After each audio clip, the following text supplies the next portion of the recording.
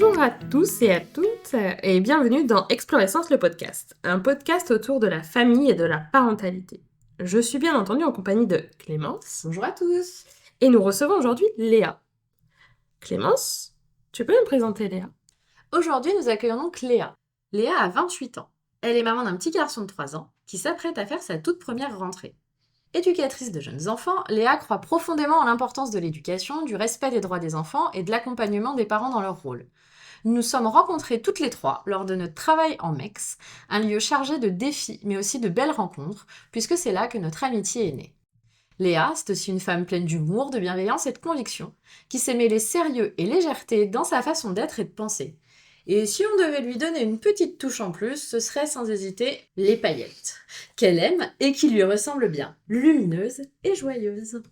Avant de démarrer notre discussion, Léa, devant toi, nous avons aligné plusieurs cartes qui font partie du jeu On Papote, créé par Maud Nally et illustré par Stéphanie Meyer, aka Eve Hill.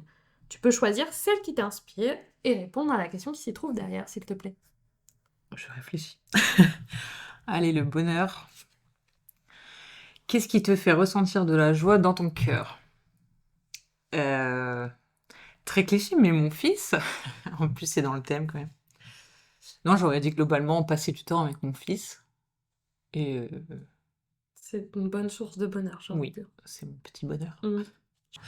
Non, mais c'est un bonheur au quotidien de passer du temps avec lui et de faire des choses avec lui. Donc c'est forcément la première réponse qui me vient spontanément. Après, j'ai pas que ça qui me rend heureuse, évidemment, mais depuis qu'il est là, c'est ce qui prend le plus de place. Donc c'est ce qui me vient en premier, forcément. Merci. Est-ce que tu es prête, Léa, à démarrer le podcast? Et est-ce que tu es prête surtout à répondre à la question que l'on pose à tous les invités, qui est: peux-tu nous parler de la parentalité, mais surtout de ta parentalité? Oui, bien sûr, vaste sujet, qui prend quand même, encore une fois, beaucoup de place dans ma vie, puisque autant professionnellement que personnellement, la parentalité, elle est présente, puisque je suis maman, mais aussi puisque je suis éducatrice, comme l'a dit Clémence tout à l'heure. Donc forcément, la parentalité, je la côtoie au quotidien, puisque j'accompagne les enfants et donc leurs parents. Et ça, même avant d'être mère, j'étais déjà baignée dans cette parentalité. Donc c'est important pour moi, forcément. Après, si je devais parler de ma parentalité, enfin de la parentalité de manière générale, je dirais qu'elle commence au moment où on réfléchit à avoir un enfant. Parce que je trouve que les personnes qui réfléchissent à ne pas avoir d'enfant, c'est une forme de parentalité en soi. Pour moi, c'est pas, enfin la parentalité, elle commence pas quand on a un enfant, elle commence au moment où on y réfléchit. En tout cas, pour moi, elle a commencé au moment où j'ai décidé, il y a bien longtemps que je voulais avoir un enfant. Et après, elle se construit quand on décide du moment où on voudrait avoir un enfant et quand l'enfant arrive. Et elle se construit toute la vie, je dirais. Après, c'est vrai qu'on en parlait tout à l'heure avant d'enregistrer, mais moi je trouve c'est important de préciser que la parentalité, oui, ça se construit, mais enfin, on peut choisir de la construire, cette parentalité-là, puisque on disait tout à l'heure avec les filles que, enfin, moi, c'est important de préciser que on peut facilement être parent biologique, enfin, avoir un enfant, être géniteur, mais devenir un parent en éduquant son enfant, en réfléchissant à ce qui est bien pour son enfant, créer du lien avec son enfant, ça, c'est pas forcément donné à tous, et ça se construit tout au long d'une vie. Et pour moi, c'est ça le plus compliqué et le plus sportif dans la parentalité, c'est de réfléchir à ce qu'on veut pour son enfant plus tard, là tout de suite, et puis se réajuster sans cesse. Et voilà ce que je pourrais dire de la parentalité. Ok, est-ce que par exemple, avant l'arrivée de ton enfant, est-ce que tu t'imaginais déjà comment tu serais maman? Et est-ce qu'il y a eu un écart entre ce que tu t'imaginais et ce que tu es vraiment et la réalité, quoi? Sur certaines choses, c'est assez proche de ce que j'imaginais, et sur d'autres, pas vraiment. Déjà, ce qui est assez drôle, c'est que je suis pas... la mère et l'éducatrice ont des points communs, mais aussi pas mal de choses hyper différentes. C'est vrai que quand on est parent, ça change quand même bien la donne, parce que la théorie, c'est bien, mais la pratique, c'est autre chose. Donc c'est vrai que je savais que je serais une maman qui veut faire plein de choses avec son enfant, qui veut réfléchir à tout plein de choses en lien avec son enfant, peut-être même un peu trop réfléchir et un peu trop contrôler. Enfin, les gens qui me connaissent savent que voilà, je contrôle la couleur de tel objet pour que ça aille dans la chambre et le thème de l'anniversaire jusqu'au bout, jusqu'aux bougies. Bon, bref, des fois c'est un peu trop, mais c'est aussi ma façon de faire globale, donc forcément ça se retrouve dans ma façon d'être avec mon fils. Ce qui a plutôt changé, c'est et ça c'est plutôt arrivé au moment de ma grossesse, c'est que être maman, ça m'a fait lâcher prise et je suis beaucoup plus zen que ce que je pensais. Je pensais être plus angoissée pour tout et rien au sujet de mon fils. Et au contraire, plusieurs fois, je me suis dit quand il était petit, mais là, je devrais être en panique, mais là, je devrais être angoissée au possible parce que il a telle ou telle chose. Et finalement, non. Ça me coulait dessus et j'ai dit, mais non, il faut juste qu'on fasse ça, et puis on ira voir le médecin, et puis ça va le faire. Et presque des fois, j'avais l'impression d'être trop zen et trop calme dans certaines situations. Et ça, c'est vraiment arrivé pendant la grossesse où les rôles se sont inversés en fait.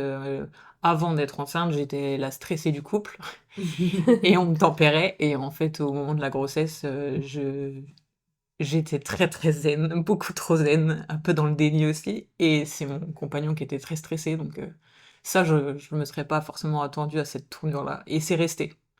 Maintenant que je suis maman, je suis plutôt zen. Je peux même m'agacer et m'énerver, évidemment, mais je suis rarement angoissée fortement, quoi. Il Est-ce faut que vraiment qu'il y ait un gros truc. est-ce que tu es en train de dire que les adultes ont des émotions différentes et qu'ils ne sont pas linéaires? Pas du tout. Et oui, ça change. De toute façon, ça change beaucoup de choses, une grossesse, entre les hormones qui aident pas, et puis on voit la vie autrement aussi, c'est sûr, mais c'est quand même étonnant. Ouais, on parlait dans un des podcasts, on parlait des priorités qui changent aussi peut-être. Est-ce que toi, c'est ce que tu as ressenti dans ta vie ou est-ce que ça n'a pas globalement changé? Bah, c'est vrai que les priorités, elles changent parce que ben il y a une personne de plus et cette personne, ben tu la mets spontanément avant toi. Quand il y a des choses à acheter, tu dis bah non, j'achète. Pour lui, tu te poses même pas la question, il lui faut un truc, tu l'achètes direct. Alors que toi, tu dis bon, allez, je ferai ça le mois prochain, c'est bon, j'ai pas besoin d'une nouvelle paire de baskets. Alors que lui, il en a pas besoin non plus en soi, mais tu lui achètes quand même. Mais c'est surtout que, enfin, justement, c'est là où j'ai été étonnée, c'est que je pensais que le fait que je sois responsable de lui, de sa santé, du fait qu'il aille bien, c'est là où je pensais être très vite stressée en me disant, mais là, c'est à moi de faire quelque chose, c'est à moi de l'aider, c'est à moi d'aller au bon moment chez le pédiatre. Et pour autant, c'est là où j'ai vraiment été surprise parce que non, j'ai tendance à gérer le truc tranquille, là où je pensais que ça allait me stresser du fait que j'étais responsable de lui. Ok. Mais du coup, Léa, est-ce que tu penses que le fait d'avoir été éducatrice avant d'être maman et du coup d'avoir géré la situation d'urgence, moi j'allais dire au quotidien ou presque, fait que dans ton positionnement de maman et ton rôle de maman, tu as ce lâcher-prise peut-être qui est plus simple, entre guillemets? C'est possible, ouais, parce que c'est vrai que, et ça je le vois même dans mon travail, l'expérience de protection de l'enfance, elle biaise un peu quand même le point de vue, puisque on est tellement confronté à des trucs horribles parfois on en vient même des fois à presque banaliser certaines choses, tellement on les voit et on les entend dans ce travail. Et du coup, enfin, là, avant que tu le dises, j'avais pas forcément fait le lien, mais ça doit certainement être lié parce que quand je vois au travail quel impact ça peut avoir, des fois là, au travail, on n'est pas d'accord avec des collègues sur des situations. Il y a est-ce que c'est grave ou pas? Est-ce qu'il faudrait signaler ou pas? Et moi, j'ai souvent le rôle de non, mais tranquille, c'est vraiment rien. C'est vraiment pas si grave, ça peut attendre, etc. Et alors que finalement, non, il y a peut-être enfin, un certain niveau de gravité, c'est juste moi qui tolère peut-être un peu trop. Et du coup, c'est vrai que j'avais jamais fait le lien, mais je pense qu'effectivement, ça doit certainement aider de me dire que même s'il est malade, je sais que je ferai forcément ce qu'il faut au moment venu, et du coup, ça me stresse pas. Facile. la varicelle à gérer. Après une épidémie de gale ou une épidémie de gastro de 14 enfants, facile la varicelle tout seul à la maison. C'est ça, facile de gérer les poux sur un enfant. Qu'est-ce qui a été le plus difficile pour toi dans ta parentalité? Je dirais un début de parentalité, puisque finalement 3 ans, c'est peu finalement sur une vie entière. Qu'est-ce qui a été le plus difficile à gérer pour toi dans ta parentalité, justement? Euh, le sommeil, comme beaucoup de parents, je pense quand même. Encore une fois, on est sur un petit cliché, mais c'est pas pour rien que c'est un cliché, il est quand même présent. Enfin non, justement, absent de la vie de beaucoup de parents pendant longtemps. Non, là, ça va mieux quand même, enfin, ça va très bien, mais pendant longtemps, moi j'ai eu du mal. Il te manque pas mal de temps dans ta nuit, et pourtant derrière, tu dois quand même faire ta journée. Moi, j'étais une grosse dormeuse avant, donc compliqué. Et même maintenant où ça va mieux, les grasses mat me manquent quand même régulièrement. Les grosses grasses mat, je m'entends, parce que pour certaines personnes, se lever à 8 heures, c'est une grasse mat, pas pour moi. Mais, euh, mais sinon, au-delà de ça, et ça va avec, le temps, je dirais, le temps pour soi, enfin, tout change, et enfin, toute ta vie change, et tu dois la construire autrement, parce que ben, tu dois t'occuper de lui, surtout quand ils sont tout petits, t'es vraiment constamment, il est tout le temps sur toi, ou et puis il dort, mais il se réveille souvent, il faut le nourrir régulièrement, donc forcément ça prend beaucoup de temps. Et ça, moi, au tout début, ça a été dur, surtout que j'allaitais au début, et je pensais allaiter longtemps, et je voulais allaiter longtemps, et j'ai pas tenu, parce que c'était insupportable pour moi de même pas pouvoir le laisser à son père en me disant je vais prendre une douche, parce que bah, à tout moment, s'il a faim, il y a que moi qui peux le nourrir, en fait, et je trouvais que c'était une pression énorme. Et j'ai pas supporté ça, bon, au-delà du fait que pour d'autres raisons ça s'est arrêté, mais quand j'ai décidé d'arrêter d'allaiter et il avait que 15 jours de vie, j'ai eu l'impression de revivre, vraiment. Parce que, enfin, c'est. Avant tout ton temps et toute ton énergie est consacrée à tes projets, à toi, tes choses à toi, ce que tu veux faire. Il y a tout travail, certes, mais ton travail, c'est quand même ton temps à toi. Et quand t'as un enfant, bah, c'est tout le temps lui. Et c'est normal, et on le savait, et on y avait réfléchi, et on s'y attendait. Mais pour autant, quand ça te tombe dessus, tu te dis, mais waouh, là, je n'ai plus du tout de temps pour moi, et je suis pas prête de le retrouver. Et si bien que moi, j'avais hâte de reprendre le travail, parce que j'estimais que aller travailler, c'était mon espace, c'était mon temps pour moi. Et ça, j'avais beau m'y attendre, et je le savais, bah, c'était encore plus violent que ce que je pensais. Oui, le fait de vraiment changer toutes tes habitudes et du coup de remettre l'attention sur une seule Ouais. personne et de plus avoir cet espace de soupape en fait parce que effectivement même s'il y a des proches, même si ben mine de rien même quand il part, t'es quand même pas bien quand il va quelque part, d'autre que C'est chez ça. toi. Enfin, moi en tout cas c'était mon ressenti, mais en même temps tu as besoin de ces moments de soupape. Et c'est vraiment je trouve un sentiment un peu ambivalent entre j'ai besoin de souffler, mais j'ai besoin de mon enfant. Bah, puis c'est aussi un choix qu'on avait fait, notamment quand il était tout petit. Enfin, on estimait que il était petit et qu'on pouvait pas lui imposer trop de choses parce que lui, il avait besoin de dormir et de manger et d'être au calme. Et du coup, on s'était aussi imposé des choix que tout le monde ne s'impose pas, notamment dans les premières semaines de pas forcément trop sortir, mis à part pour des balades, des choses comme ça, mais de pas forcément trop aller au resto ou de pas aller chez des gens, de pas dormir chez des gens. Ça, on se l'est imposé et c'était tout à fait réfléchi. Mais du coup, bah forcément, c'est un énorme changement parce que même si on n'était pas forcément des personnes à passer notre temps chez des gens, à dormir chez des gens et tout, mais bah, t'enlèves ça, t'enlèves les temps que t'avais pour toi, et du coup ça fait beaucoup d'un coup. Et effectivement, il y a peut-être des gens qui ressentent moins ça parce qu'il y a des gens avec leur nouveau-né, ils font tout comme avant et du coup ça change pas forcément leur mode de vie. Mais nous, on avait décidé de le changer notre mode de vie. On avait décidé d'arrêter complètement les écrans quand il était là, donc forcément. Et je me souviens quand on est rentré de la mat le premier jour, euh, il dormait à côté de nous dans son berceau et on s'est assis sur le canapé. On s'est retrouvés comme vraiment, on était comme deux idiots sur le canapé à se dire mais du coup on n'allume pas la télé, c'est ce qu'on s'était dit. Mais du coup on fait quoi? Alors qu'en vrai, avant on passait pas notre temps à regarder les écrans.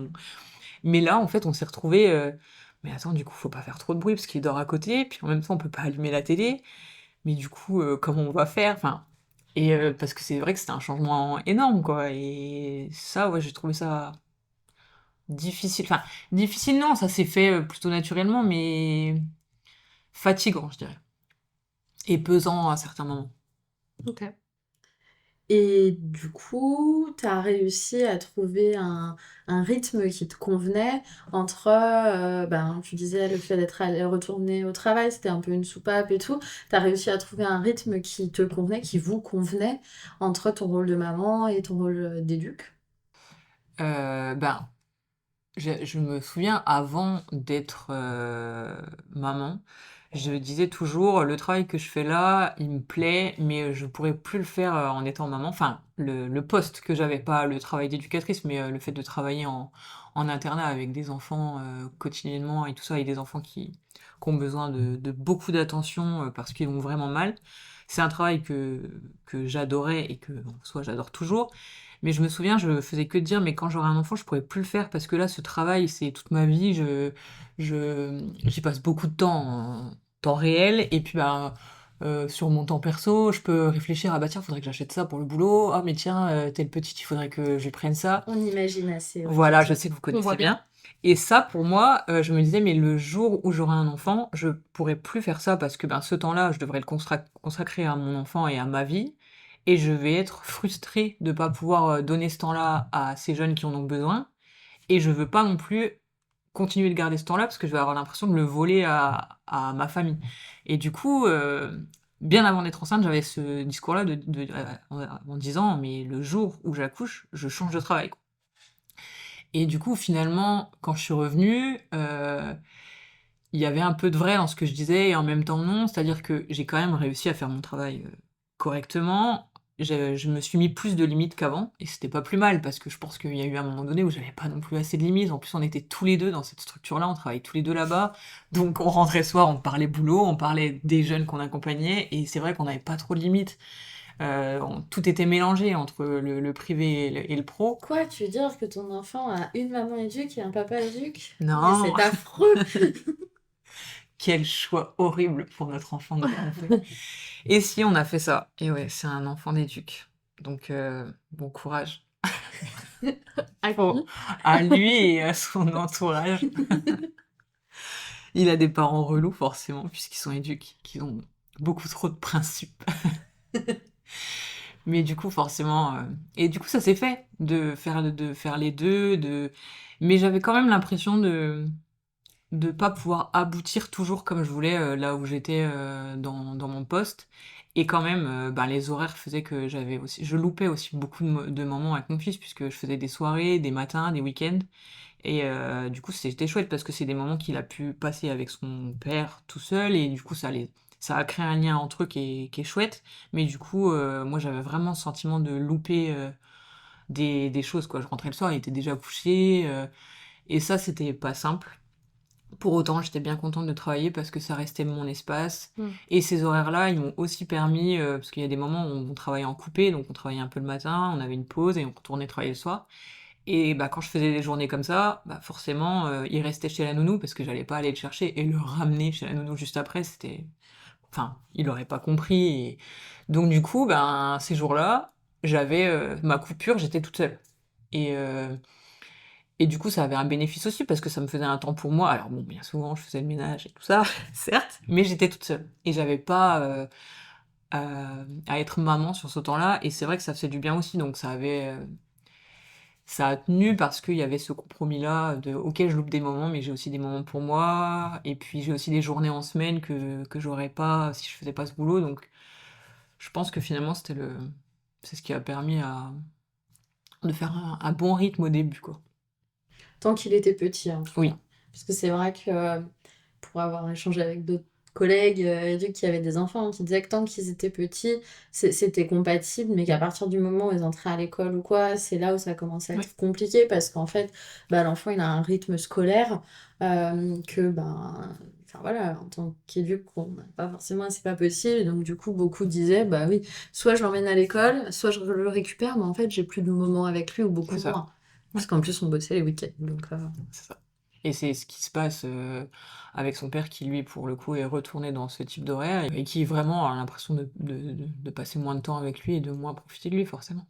Parce que maintenant qu'il est plus grand, autant quand il est petit, on peut avoir des bénéfices à l'avoir en semaine. Bon, là, il va pas encore à l'école, mais qu'on s'occupe d'un nouveau-né un mardi après-midi ou un samedi, ça change rien. Alors que là, avec un plus grand, bah, forcément, le week-end, il y a des sorties, il y a des choses, et forcément, lui, il loupe tout ça. Et forcément, quand ils sont plus grands, c'est moins facile, je pense.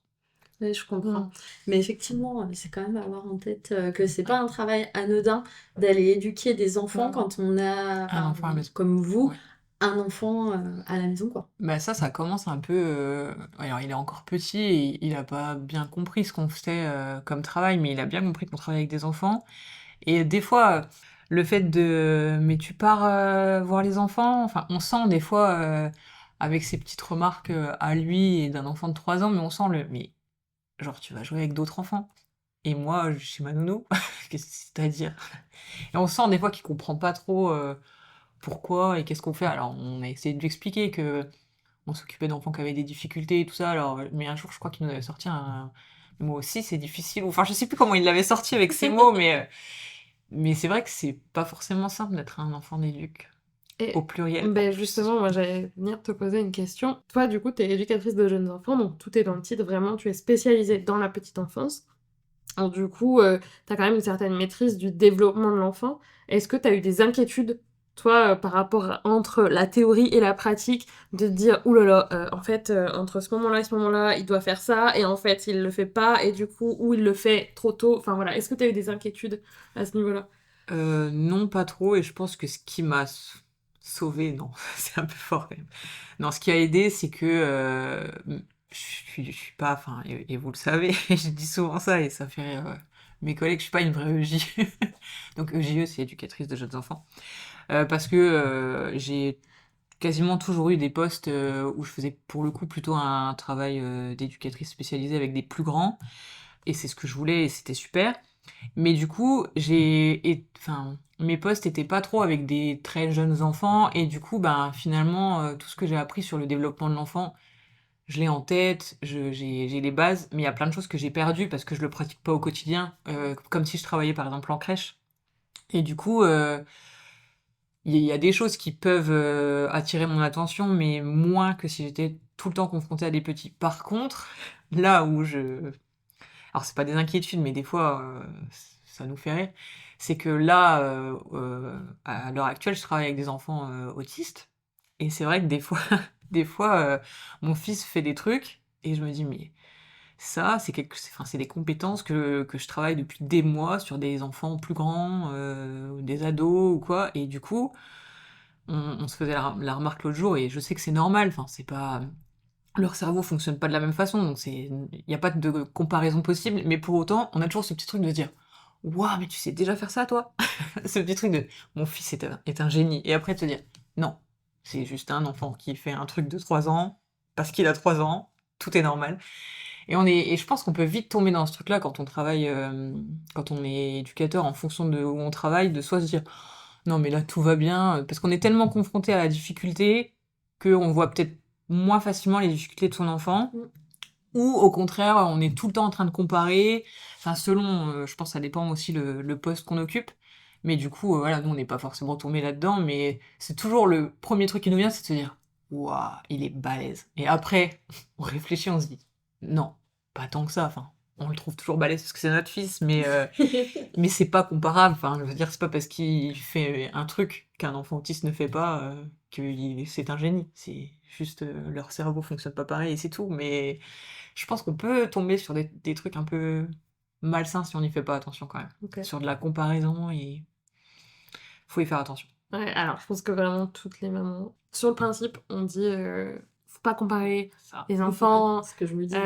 Non, non, surtout pas, attention, chaque enfant. Oui, mais en fait, Chaque enfant a son développement propre, Exactement. il faut le respecter, l'accompagner. Sauf qu'à un moment donné, même en tant que maman, en vrai, ça peut être rassurant aussi de voir d'autres enfants, du même âge, pas du même âge, peu importe, mais ça peut être rassurant et de te dire, ok, mon fils il fait pas ça ou il fait ça, Mm. c'est bon, c'est normal, enfin voilà, tout va bien. Et bon, effectivement, on compare toujours Oui. en fait. Mais c'est plus fort que nous, c'est pas possible de faire autrement. T'es obligé. Enfin, puis des fois, il y a des choses qui sautent tellement aux yeux. Voilà, t'as deux enfants du même âge, il y en a un qui fait des choses et pas l'autre. Tu es obligé de te dire, ben, est-ce que c'est parce que j'ai loupé un truc ou est-ce que... Et pour le coup, là où ça a été assez frappant, alors là, je sais pas si c'est parce qu'on est éduque ou c'est juste notre tempérament, mais là où c'était frappant, c'est quand il était petit et qu'il a commencé ses premières acquisitions. Nous, en fait, il y a un moment donné où on a presque dû se restreindre parce que nous, on avait toujours hâte de la prochaine. Enfin, quand il a commencé à se retourner, on s'est dit, ouais, mais du coup, ça veut dire qu'il va bientôt. Non, quand il a commencé un peu à tourner cette, il va bientôt se retourner, et puis après, il va bientôt faire du quatre pattes, mais du coup, il va bientôt marcher, et toujours, toujours plus, toujours plus. Et alors, on l'a pas pour autant poussé à faire les choses, mais du coup, on avait hâte, et puis. Et alors que j'entends autour de moi, souvent, les gens dire: «Ah mais tu te rends compte, il va déjà bientôt marcher, enfin il se retourne déjà», mais plus à se dire: «Ah mais ça va si vite, en gros j'ai mon bébé n'est plus, il grandit et ça fait ça», enfin, j'entends plutôt les gens dire: «Mais ça me fait peur parce qu'il grandit vite et j'ai peur de pas savoir gérer et tout», alors que nous on était impatients. Donc ça, je sais pas si c'est notre tempérament ou si c'est notre métier, mais nous, au contraire, on avait trop hâte et on est trop content quand on le voit grandir, de dire, ouais, mais tu te rends compte, maintenant il sait faire tout ça, il fait ça qu'il faisait pas avant, et on a plus ce truc de, waouh, mais c'est cool, ça veut dire qu'il grandit bien et que tout va bien pour lui. Enfin, donc je pense que ce regard-là, il est quand même différent. T'as pas de nostalgie de ton tout petit bébé? Si, quand même, parce que voilà, quand Tu ils sont tout pourrais petits. dire non, hein, t'as le droit.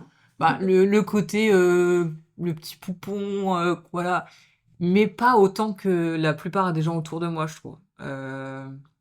Oui, effectivement, quand je regarde des photos, c'est trop mignon, mais comme je disais tout à l'heure, oui, c'est mignon, mais ça prend aussi beaucoup de temps, et c'est pas forcément facile, d'être toute la journée avec un nourrisson. Pourtant, j'adore les tout petits. Enfin, je suis pas, éduque de jeunes enfants pour rien, Métier. vraiment, je pourrais travailler avec des bébés toute la journée, je pense pas que ça me dérangerait, mais quand c'est le tien, c'est encore différent et je suis pas plus que ça nostalgique. Je dis pas que j'avais hâte qu'il soit plus bébé, hein, mais c'était super, j'ai adoré, mais c'est bien qu'on soit passé à autre chose. Et j'ai hâte des prochaines acquisitions et de toute façon, c'est bête depuis que je veux un enfant, moi j'imagine mon enfant ado. Je l'imagine déjà ado depuis longtemps. Ok. Donc, et je sais que ce sera pas simple. Mais j'aime bien l'imaginer ado, adulte, comment il serait, et qu'est-ce que j'aimerais, au fond de moi, qu'il devienne quand il sera ado. Enfin voilà, s'il pouvait être respectueux avec ses pairs, tout ça, ça serait cool. J'allais dire, et alors, du coup, Comment tu l'imagines, comment ouais? tu l'imagines ado? Attention, ça va être enregistré, on lui ressortira Bah, dans c'est quelques pas, années, hein, enfin, je je peux pas dire plaisante. que je l'imagine ado, Non, mais non, clairement. j'aimerais que ça soit un ado. En fait, je me suis fait la remarque il y a pas longtemps, parce que je regarde quand même encore beaucoup de séries un peu ados. Enfin, voilà, c'est chacun ses petits plaisirs, comme on disait tout à l'heure. Et avant, il y a quand même assez longtemps, je fantasmais sur l'ado de la série. Maintenant, quand c'est un ado que j'estime assez hautement, je me dis, j'aimerais que mon fils soit comme lui. Ah ouais, t'as Et là, changé de et là, step et là. là, je suis passée dans un autre camp, quoi. Non, mais je veux dire, s'il est beau gosse et tout, bon, je le garde pour moi, effectivement, dans la série, mais si c'est parce que souvent dans les séries, le personnage principal, il est toujours, euh, il est sympa, il prend soin des autres. Enfin, il y a toujours un personnage un peu comme ça qui se démarque. Et ces personnages-là, souvent, je me dis, mais j'aimerais que mon fils soit comme ça, euh, ouvert d'esprit, respectueux de lui-même, mais aussi, enfin, surtout, non, peut-être pas quand même surtout, mais et aussi des autres. Euh, c'est vrai que dans ces séries-là, souvent, voilà, le gars est hyper prévenant avec la nana, et forcément, t'as envie qu'il soit comme ça dans ses relations plus tard, et voilà, et souvent il dit que c'est parce que sa mère l'a bien élevé, donc j'ai envie qu'il puisse dire ça un jour. Normal. Non, mais voilà comment j'aimerais qu'il soit. Après, moi, je me suis toujours projetée être maman d'un garçon. Et en fait, je trouvais ça hyper difficile d'avoir une fille parce que je trouvais ça, enfin, à mon sens, c'est beaucoup plus dur d'élever une fille parce que il faut l'élever avec quelques valeurs féministes, mais il faut aussi la protéger de tout ce qu'on connaît. Et du coup, je me disais, mais si j'ai un fils, je peux essayer de changer la donne, que justement mon fils ne fasse pas ce que j'aimerais pas qu'on fasse à ma fille. Et dans ma tête, à l'époque, je trouvais ça plus simple. Finalement, je me dis que les deux sont très compliqués, mais c'est bien la preuve que j'y suis sensible, puisque c'est un des premiers trucs que je me suis dit, j'aimerais avoir un garçon parce que je vais inverser la tendance enfin, j'aimerais inverser la tendance dans l'éducation de mon fils. Après, c'est pas forcément simple. Tout à l'heure, tu parlais du fait que ton enfant avait deux parents éduques et que dommage pour lui. Est-ce que tu penses que vous auriez fait différemment si vous n'étiez pas éduque? Je serais tentée de dire, j'en ai aucune idée, Ouais. parce que je nous connais que en tant qu'éduc. Enfin, c'est bête, Ouais. mais moi, depuis toujours, j'ai toujours voulu travailler avec des enfants. Alors, je dis pas depuis que j'ai 5 ans, je vais être éduc de jeunes enfants. Je voulais être maîtresse avant. Ok. Mais j'ai toujours voulu faire ça, et du coup, je, ça me constitue d'être éduc et de travailler avec des enfants, et lui aussi. Et en plus, lui, je l'ai connu que comme ça aussi, donc franchement, j'ai aucune idée de comment on serait si on n'était pas éduqué, si on n'avait pas. Je nous connais pas comme ça. Je le Donc connais. je sais pas. Oui, et c'est d'ailleurs pour ça que dans la présentation, j'ai précisé ton métier. Parce que, effectivement, c'est une grande partie de toi aussi, et que du coup, bah, nous, on te connaît que aussi en temps. Enfin, non. Que depuis que t'es dû, qu'on se connaissait pas avant. Donc, effectivement, ça fait. Je pense que mine de rien, notre métier d'éduc, c'est quand même un petit bout de notre identité Oui. à chacune. Enfin, voilà. Mm. Et que du coup, alors moi je sais pas comment je serai dans ma parentalité, si un jour j'ai une parentalité, mais en tout cas, c'est souvent les questionnements de ok, je fais comme ça, enfin que vous pouvez avoir, je fais comme ça, mais est-ce que je fais comme ça parce que je suis éduque ou est-ce que je fais comme ça parce que là je suis maman? Et du coup, qu'est-ce qui est biaisé ou pas? Je pense que tout s'imbrique, effectivement, C'est c'est ce ça. que tu disais. Non, c'est trop rien finalement, parce que ouais, j'arrive là pour le coup, j'arrive pas à me projeter sur comment j'aurais pu être si j'avais pas été éduquée. Vraiment, j'en ai aucune idée. En même temps, c'était un peu presque la moitié de notre vie. Oui, c'est ça. C'est-à-dire que c'était. Bon, j'étais en primaire, donc vraiment, Non, mais effectivement, pour le coup, la particularité et l'un des points communs qu'on a, c'est qu'on a été diplômé éduc jeune, Oui. quand même, et que du coup, rapidement dans nos vies d'adultes Oui. et nos vies professionnelles, bah, on a éduqué des enfants sans en avoir. Oui. Et du coup, je sais pas vous, si la question a pu se poser de la légitimité d'éduquer des enfants sans avoir un enfant. Tellement. Si ça a pu vous être reproché par des parents, par des collègues, par... Bah, c'est vrai que c'est quand même quelque chose qu'on entend souvent quand on est jeune, enfin, surtout quand on est avec des familles où les situations sont un peu compliquées et qui sont en colère. C'est tellement facile, enfin, je pense qu'on l'a tout entendu et on l'entendra tous. Mais de toute façon, vous êtes qui pour me donner des conseils? Vous avez même pas d'enfants, vous sortez de l'école, vous êtes jeune, votre théorie, c'est bon. Enfin voilà, je pense même à une maman qui m'avait quand même dit, vous penserez à moi quand vous accoucherez. Non, vraiment pas. Je vous assure que non. On t'en parle encore, malgré 3 ans Ben, après ton accouchement, ça te revient quand même en tête. oui, oui, mais bah, franchement, je pense que j'aurais été capable d'y penser. Tellement. Je me souviens de cette discussion où justement son argument c'était de dire mais vous pouvez pas comprendre, vous pouvez pas. Elle rejetait pas forcément les conseils qu'on lui donnait, mais son truc c'était mais vous pouvez pas comprendre tant que vous aurez pas eu d'enfant quoi. Et il y a une part de vérité quand même, parce qu'il y a des choses qu'on fait différemment quand on est parent, mais quand même, notre travail c'est pas. C'est pas d'être leur parent. C'est ça, c'est pas d'être le parent de ces enfants-là, c'est d'accompagner l'enfant et sa famille. Et pour ça, on a la théorie et on a l'expérience et ça, c'est suffisant. Après, effectivement, quand on est parent, on rajoute ce bagage-là, mais et encore, c'est pas forcément nécessaire. Enfin, moi, je trouve pas que ça m'ait apporté quelque chose dans mes fonctions d'être maman. Mis à part que des fois tu peux caler un petit non mais je comprends, c'est pareil avec mon fils et ça passe toujours bien, mais c'est le seul truc. Je suis d'accord. J'ai pas l'impression que le fait d'avoir un enfant, ça légitime le fait d'être éduque. Non. Bah, moi, je suis d'accord avec vous. Et ça c'est vraiment un raccourci qui est fait très souvent et même À l'inverse, c'est pas parce qu'on est éduque sans enfant qu'on est un mauvais éduque, et c'est pas parce qu'on est parent qu'on pourrait être un bon éduque ou un bon travailleur social. Enfin, pour le coup, on l'a vu et on l'a vécu, tout le monde n'est pas forcément fait pour être parent, ou en tout cas pas à certains moments de leur vie, et c'est pas parce qu'on a un enfant que on sait faire, et Et c'est pas parce qu'on est éduque qu'on sait faire. non plus. Alors ça, c'est clair. Parce que c'est pas un diplôme de parent, le diplôme d'éduc, en fait. On a la capacité d'éduquer d'autres enfants, mais quand il s'agit du sien, effectivement, tu en parlais tout à l'heure, c'est pas la même chose entre la théorie et la pratique. C'est ça. Mm. Et Oui, parce que là, toutes les trois, on a éduqué un bon nombre d'enfants quand même. Mais on avait déjà échangé avec Laura, où du coup, elle disait, bah voilà, quand j'étais...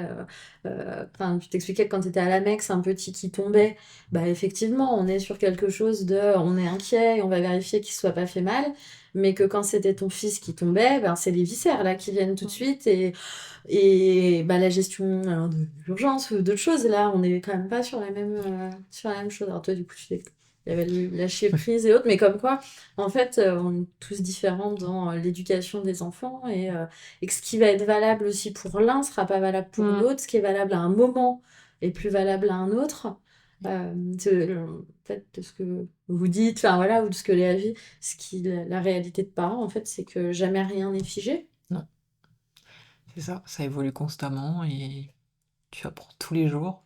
Et je pense que même les personnes qui ont plusieurs enfants, t'as beau déjà être parent, tu apprends constamment quand même avec le suivant et encore le suivant, parce que entre le premier et le deuxième, c'est pas la même chose, entre le premier et le dernier. Enfin, oui, effectivement, t'as les bases de ce que t'as fait avec le premier, et peut-être que tu peux te dire, bah ça, je le referai pas forcément, ou ça, je le ferai différemment, mais je pense que chaque enfant amène une parentalité différente chez les parents, justement.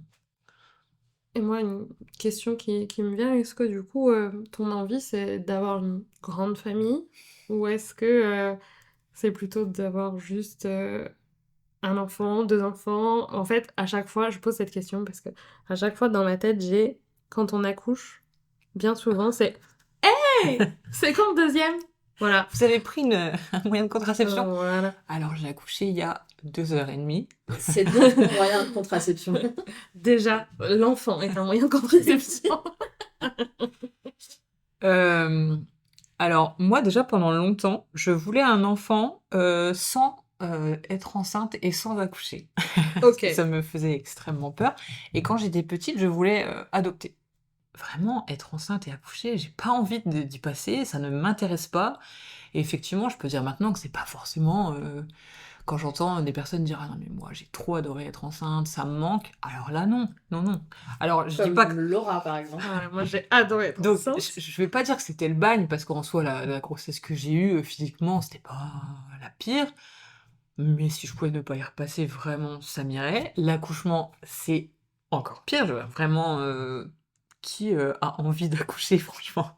Enfin, pour avoir un enfant, oui, mais pour juste l'action d'accoucher, je comprends pas.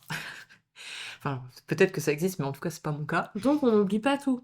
Parce qu'en fait, bien sûr. Ah si, on en a... Franchement, si, je suis quand même assez d'accord. On oublie une grande partie. Mais même, c'est pas marrant. Je veux dire, c'est pas... De toute façon, voilà, il y a pas... Même la grossesse, bon, bref. Et du coup, pendant longtemps, j'ai eu ces réflexions-là, et du coup, moi, je suis fille unique, et j'ai toujours dit, moi, ça me dérangerait pas d'avoir un enfant unique, parce que déjà, je suis pas sûre d'un jour réussir à être enceinte et accoucher, parce que peut-être que je passerai jamais le cap. Bon, je l'ai passé, et même maintenant que je l'ai passé, je j'ai pas forcément envie d'y retourner plus que ça. Je me vois pas avec une grande famille, et ça, je me suis jamais vue avec une grande famille. Bah, certainement aussi lié avec le fait que je sois fille unique et que je l'ai toujours très bien vécu. Moi, j'ai adoré être fille unique, j'avais tous les bénéfices, enfin, dans ma tête, il y avait que des bénéfices. Je ne partageais rien. Alors, dit comme ça, on dirait que je suis une petite égoïste, une petite Enfant peste. unique, quoi. En vrai, non, mais c'est Peut-être. plutôt que... voilà, moi, du coup, les intérêts que j'avais, c'est, bah, je partage pas, mais par contre, quand je m'ennuie, mes parents sont OK pour que j'invite une copine. Mais c'est tout bénef quand t'as 8 ans, franchement. Ne pas partager ta salle de bain, c'est tout bénef quand t'as 15 ans. Franchement, Je voilà. confirme. Désolée, Enfin, ma petite sœur. voilà, mes parents, ils partaient en voyage. Je sais que j'ai fait des voyages avec mes parents que on n'aurait peut-être pas fait si j'avais 3 ou 4 frères et sœurs, certainement. Enfin, donc ça a des avantages. Les inconvénients, je les ai sentis plutôt à l'âge adulte, où là, je regrette de pas avoir une sœur et d'être tata et d'avoir. Mais je sais aussi que certaines relations de frères et sœurs, voilà, à l'âge adulte, n'ont pas cette fusion qu'ont ma tante et ma mère, par exemple. Donc du coup, forcément, moi, j'ai jamais rêvé de grande famille. Et alors après, on s'était mis plus ou moins d'accord avec le père de mon fils sur peut-être 2 grands max, mais là tout de suite, non. Juste un, c'est bien. Et là tout de suite, moi je me verrais vraiment pas avoir un deuxième enfant, j'aurais enfin le sentiment de voler l'enfance de mon premier fils. Alors c'est moche de dire ça parce qu'il y a plein de gens qui ont plusieurs enfants et ils ont rien volé juste du tout, ils se sont juste adaptés, mais moi en fait j'ai envie de tout enfin de tout faire avec lui, de tout découvrir avec lui, et j'ai pas envie de le partager. Alors encore une fois, dit comme ça fait hyper égoïste, mais je il y a des choses que je ferais sûrement différemment si j'avais 2 enfants, des choses que je ferais pas alors que je le fais avec mon premier. Et j'ai pas envie de ça. J'ai pas envie de choisir, et si je devais avoir un deuxième, j'aimerais que les 2 aient beaucoup d'écart. Parce que déjà je trouve ça trop cool, des grands écarts d'âge entre les frères et sœurs, et parce que du coup je me dirais: «Bon, j'ai quand même, toutes les étapes, clés de la petite enfance, j'ai bien profité avec le premier. Là il est plus grand, il a besoin d'être un peu plus autonome, et pendant qu'il est un peu plus autonome, je peux profiter des étapes du premier sans pour autant négliger le deuxième. Mais là, tout de suite, je suis très bien avec un et j'ai aucune envie d'en avoir un deuxième, et j'ai aucune envie d'être à nouveau enceinte et d'accoucher. Vraiment, c'est pas dans mes projets. J'estime que mon corps ne s'est toujours pas remis du premier. Donc, Il faut 3 ans, hein, ben, hormonalement parlant. moi, je trouve que c'est plutôt vrai. Et là, comme ça, j'estime que mon corps n'est pas prêt. C'est un peu une excuse. C'est aussi un choix, hein. Et, enfin, je pense que tout le monde a fait ses choix dans la parentalité et dans ce qu'il a envie de faire. Et je trouve pas, tu dis à plusieurs reprises que c'est hyper égoïste. Moi, je trouve pas que ce soit quelque chose d'égoïste, c'est un choix en fait. Mm. C'est ton choix, c'est votre choix. Et je trouve que au contraire, il est beau pour ton enfant. Et puis, il a réfléchi. Ouais. Mais combien de fois on s'est dit, tous les deux, quand on voit des amis ou l'entourage qui ont des enfants très rapprochés par choix, en se disant, ben, comme ça, ils auront un lien et tout ça, et ce qui est en général plutôt vrai. Mais moi, en fait, je n'arrive pas à m'imaginer. Là, on me met un. Alors là, il commence à être un peu plus grand, mais l'année dernière, ou quand il avait 1 an et demi, mais comment ça, c'est pas. Enfin, je veux dire, c'est pas possible d'avoir Enfin, moi, je me vois encore pendant ma grossesse où j'ai été sur mon canapé toute ma grossesse à mater mes meilleures séries en mangeant du chocolat. Si je ne peux pas faire ça parce que j'ai un enfant à gérer, je ne vais pas survivre à une grossesse. Je l'annonce. Donc, je ne me l'afficherai pas, du coup. Voilà, c'est notre choix. Enfin, notre choix. Là, c'est plutôt le mien, quand même. Mais son père est plutôt d'accord. Donc, ça va. Ok, alors tout va bien. Est-ce que tu aurais un mot pour conclure cet épisode? Ne soyez pas effrayés, parce que on a quand même fini sur le fait que j'avais détesté être enceinte, tout ça. Ne soyez pas effrayés, c'est quand même hyper enrichissant d'être parent, donc n'hésitez pas. Ça fait vraiment, je vends la parentalité. Non, mais enfin, si des personnes euh, ont peur de ça, moi je pense qu'il n'y a pas de crainte à avoir, parce que du moment où on se questionne sur est-ce qu'on sera un bon parent, c'est qu'on sera un bon parent. Nous voilà donc à la fin du podcast. Merci beaucoup Léa pour ces échanges, pour ta confiance. Merci à Clémence. Merci. Merci également à vous qui nous écoutez. Vous êtes de plus en plus nombreux et nous sommes ravis. Vous pouvez nous retrouver sur de nombreuses plateformes d'écoute ainsi que sur nos réseaux sociaux. À très vite pour d'autres épisodes. À bientôt!